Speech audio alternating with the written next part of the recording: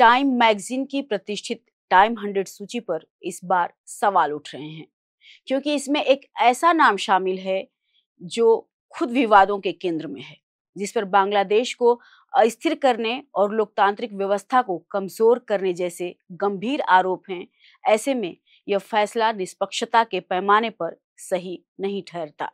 नमस्कार, मैं हूं शशि राय। आप देख रहे हैं हैबिस टीवी।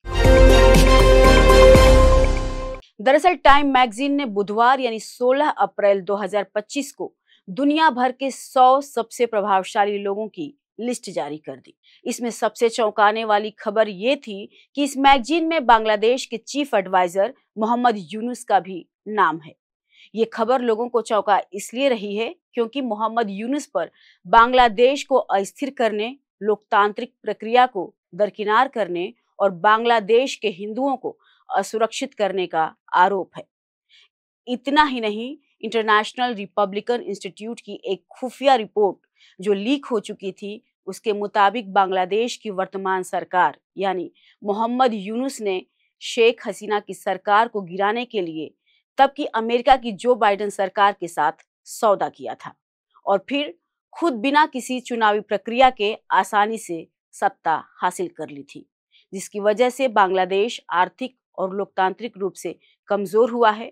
अब यही वजह है कि दुनिया भर के लोग टाइम मैगजीन के चयन प्रक्रिया पर ही सवाल उठा रहे हैं। इस बीच पूर्व अमेरिकी विदेश मंत्री हिलेरी क्लिंटन भी मोहम्मद यूनुस की तारीफ करने को लेकर खूब सुर्खियां बटोर रही हैं। ये सुर्खियां इसलिए क्योंकि जिसकी वजह से बांग्लादेश कमजोर हुआ है, जिसकी सत्ता पाने की लालच ने बांग्लादेश का विकास रोक दिया है, उसकी तारीफ में हिलेरी क्लिंटन कसीदे गढ़ रही हैं।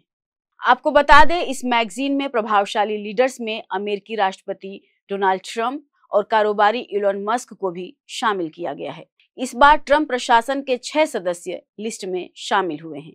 वहीं 2025 की लिस्ट में मशहूर सिंगर एडी शीरीन, अमेरिकी एक्टर और सिंगर स्कारलेट जोहानसन, मेटा के सीईओ मार्क जुकरबर्ग को भी शामिल किया गया है। इस साल मैगजीन ने कुल 6 कैटेगरी में 32 देशों के लोगों को शामिल किया है।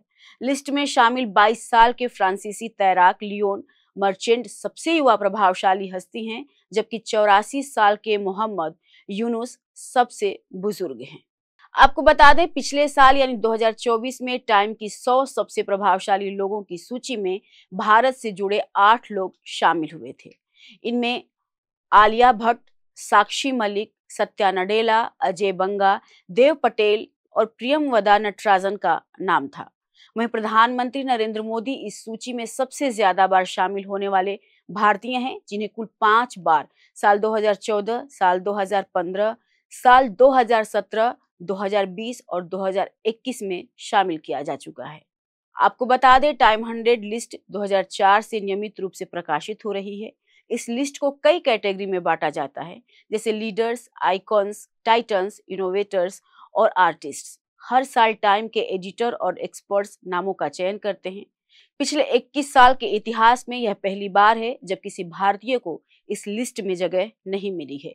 वहीं दुनिया भर में हैरानी इस बात को लेकर है कि जिस डॉक्टर यूनुस को कभी नोबेल शांति पुरस्कार मिला था, वही अब बांग्लादेश को अशांत कर चुका है। ऐसे समय में टाइम मैगजीन का उन्हें दुनिया के 100 सबसे प्रभावशाली लोगों में शामिल करना खुद मैगजीन की सच्चाई और निष्पक्षता पर सवाल खड़े करता है। दरअसल भारत दक्षिण एशिया का सबसे बड़ा और प्रभावशाली देश है। इसके अलावा बांग्लादेश, भूटान, मालदीव, नेपाल, पाकिस्तान, श्रीलंका और अफगानिस्तान दक्षिण एशिया के प्रमुख देश हैं। कहते हैं, जो देश प्रभावशाली होते हैं उन पर लोगों की नजर ज्यादा होती है। शायद यही वजह है कि कभी पाकिस्तान चीन का सहारा लेकर भारत को आंख दिखाने की कोशिश करता है, तो कभी कोई और। अब यही गलती मोहम्मद यूनुस भी कर चुके हैं, चीन में जाकर भारत के 7 सिस्टर्स राज्यों को लैंड लॉक्ड बताकर। पर शायद यह भूल रहे हैं कि आज जिस बांग्लादेश की सत्ता पर वो किसी अन्य देश की मेहरबानी से आसीन हुए हैं और भारत विरोधी बयान देकर कुछ लोगों को खुश करने की कोशिश में जुटे हैं, उस बांग्लादेश को 16 दिसंबर 1971 में भारत ने ही जन्म दिया था। इसलिए भारत और बांग्लादेश का रिश्ता बहुत पुराना और सच्चा है। बांग्लादेश की जनता भारत को विश्वास की नजर से देखती है।